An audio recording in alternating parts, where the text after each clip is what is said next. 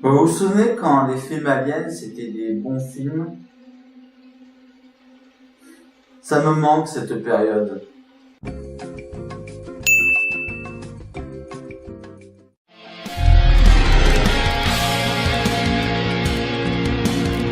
Alien Covenant, film réalisé par Ridley Scott et scénarisé par John Logan, avec Michael Fassbender, Katherine Waterston, Billy Crudup, Danny McBride, Damian Bichir et James Franco, mais on va revenir sur son cas plus tard. L'USCSS Covenant est un vaisseau de colonie ayant 15 membres d'équipage, 2000 colons et 1000 embryons humains. Alors qu'ils se rendent sur une planète en pleine terraformation pour faire une colonie, le vaisseau a un accident qui fait perdre notamment le capitaine de l'équipage. Mais suite aux réparations du vaisseau, il capte un message venant d'une planète inconnue. Et avant de commencer la critique, je vous avertis qu'il y aura des spoilers. De toute façon, j'ai pas spécialement envie que vous alliez voir ce film.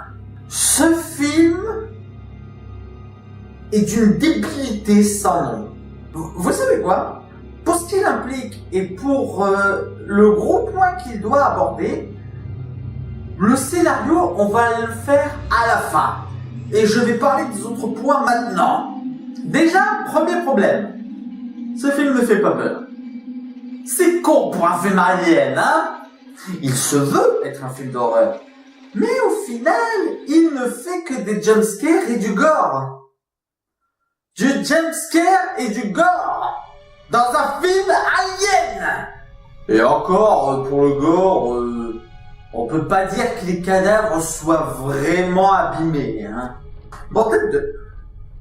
Life, origine inconnue, était un meilleur alien que ce film alien, parce qu'au moins, il savait travailler la tension, il savait travailler le suspense, et il savait être imprévisible. Ah oui, parce que les événements dans ce film, ils se voient il y a des kilomètres.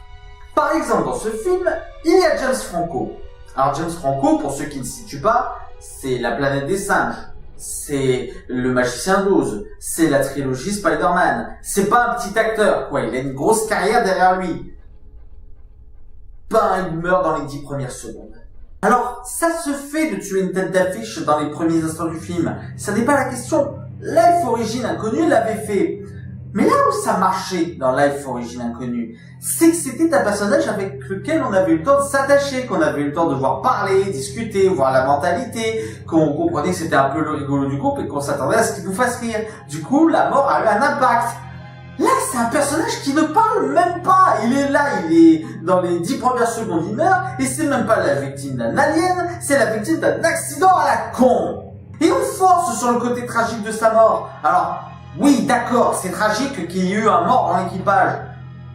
Mais je le connaissais même pas. Comment tu veux que je sois impliqué émotionnellement? D'ailleurs, sa mort va entraîner le changement d'un capitaine qui va rendre un truc encore plus pourri dans le film, la religion. Alors, c'était aussi le cas dans Prometheus. Ridley Scott veut se servir de la saga Alien pour faire tout un panel de messages sur la chrétienté, la religion chrétienne. J'ai rien contre quand c'est bien fait. Par exemple, c'était très bien géré dans Silence de Martin Scorsese. Mais là, on a des répliques, mais totalement hors propos. Je veux dire, l'une des répliques, alors qu'ils sont pourchassés par les aliens, c'est « On a besoin de ta foi ». Est-ce que j'ai besoin de rajouter un truc? Non, encore pire. Vous savez, la parodie qu'on fait quand un personnage dit « C'est parce que je suis black ». Ben là, on a la version sérieuse de « c'est parce que je suis chrétien ». Et si c'était juste un truc pour la forme, genre c'est une caractéristique du personnage, ça aurait pu aller. Mais non, le film veut vraiment nous faire adhérer au christianisme. La preuve, dans ce film, nous avons deux androïdes, Walter et David. Walter, c'est l'androïde qui obéit aux humains. Il croit à leurs préceptes, il ne pose pas de questions, il cherche juste à leur obéir et ne cherche jamais à trouver sa liberté. David, quant à lui, c'est un robot qui s'est émancipé de l'autorité humaine, qui s'est émancipé de ses créateurs pour créer des choses par lui-même. Eh ben, devinez lequel des deux est le méchant de l'histoire. C'est dommage parce que ce sont les seuls personnages qui sont très bien développés, qui sont très bien interprétés par Michael Fassbender et qui ont des scènes très bonnes. Je crois que la meilleure scène du film, c'est la scène où Walter et David jouent tous les deux de la flûte. Malheureusement, il y a les autres personnages qui sont, mais alors, d'une connerie. Mais ça en devient fascinant à ce niveau-là, en plus d'être très mal développé. De sorte, par exemple, que l'atterrissage sur la planète, il n'y en a aucun d'entre eux qui porte une combinaison. Alors, je sais que l'atmosphère de la planète est identifiée comme respirable, mais tu ne vas pas sur un endroit inconnu aller libre sans savoir quel virus traîne.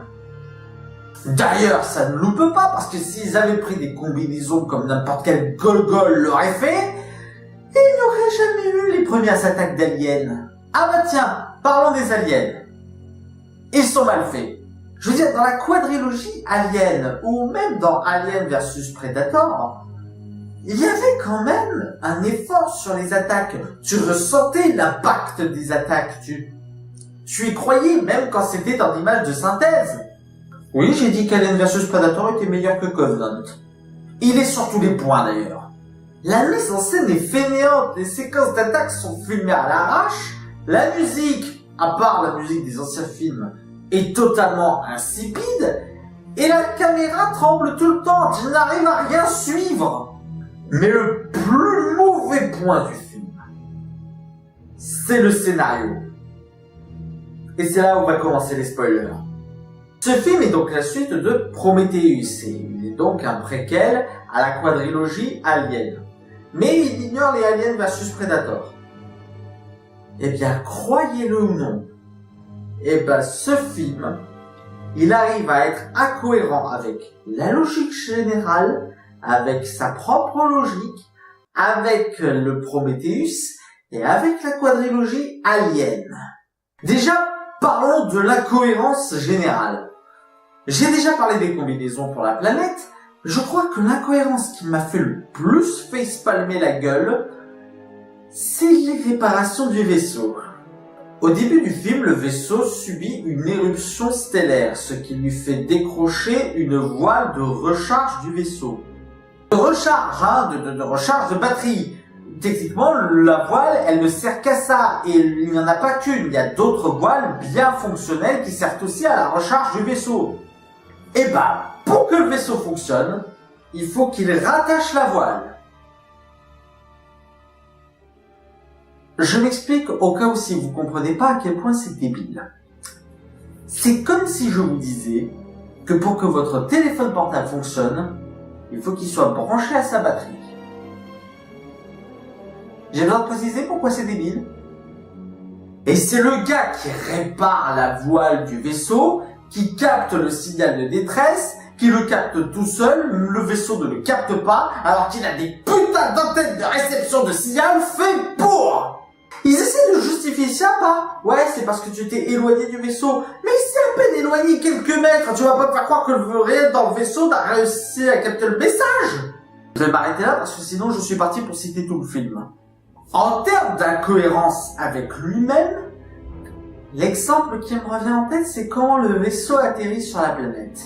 Au début du film, on nous fait comprendre que le vaisseau de Prometheus s'est crashé sur la planète. Sauf que plus tard dans le film, on montre qu'en fait, le vaisseau a atterri normalement. Et que c'est en atterrissant normalement qu'il a libéré les huiles des urnes qui a donné les spores qui ont attaqué les ingénieurs vivant sur la planète.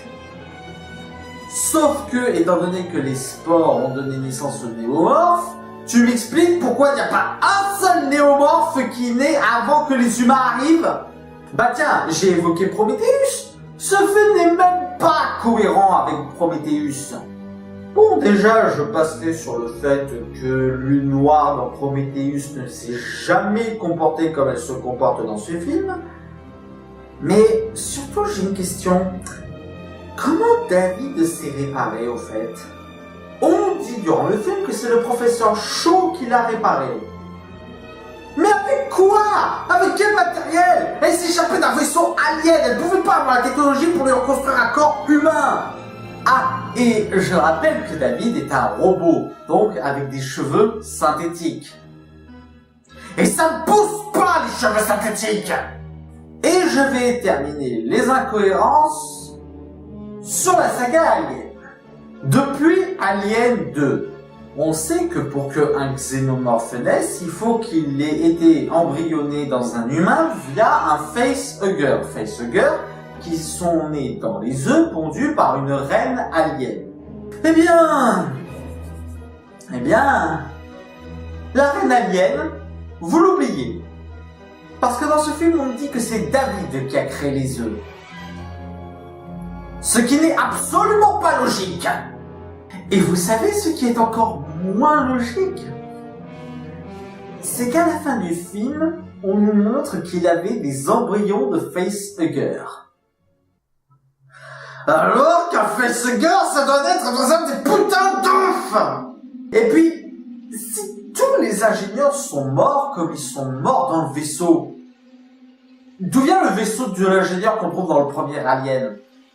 Non, c'était clairement un ingénieur dans le premier Alien.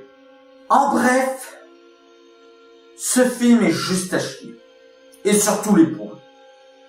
Allez, si je veux être gentil, je dirais qu'il a une bonne esthétique, mais ça ne suffit clairement pas à rattraper ses défauts. Vous voulez voir un bon film Alien? Matez-vous Life Origin Inconnue. Vous y gagnerez au change, hein, croyez-moi. Voilà, c'était la critique de Alien Covenant. J'espère qu'elle vous aura plu. N'hésitez pas à mettre un pouce vert si c'est le cas et à partager sur les réseaux sociaux. D'ici là, allez au cinéma, ciao!